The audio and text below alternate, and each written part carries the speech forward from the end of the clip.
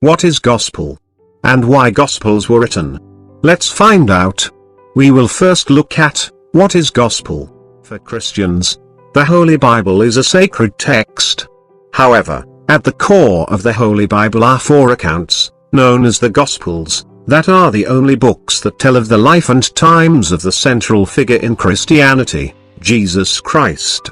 These Gospels, Matthew, Mark, Luke, and John, therefore are among the most holy texts for Christian. Gospel means good news.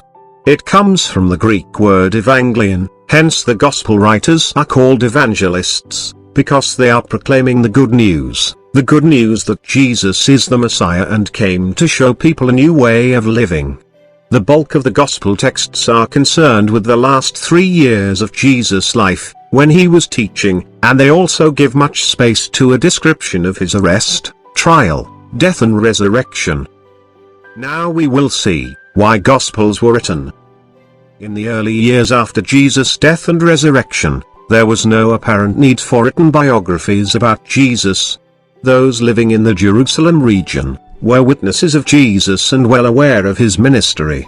We have seen that many years passed before anyone thought of writing it down at all. The men and women who had really seen him, who had listened to his voice, looked into his face, and who knew that he had conquered death and sin forevermore, could not sit down to write, for their hearts were all on fire to speak. But as the years passed, the number of those who had seen Christ grew less, and the need of a written gospel became ever greater. Precious words would be forgotten, precious facts passed over, unless they were collected together and put down in black and white. Some of those, therefore, who had seen and heard Christ, began to write down all they remembered of his life.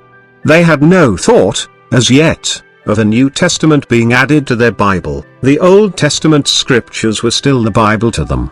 These early Christians, as we remember, did not read the Bible in the original Hebrew, but in its Greek translation.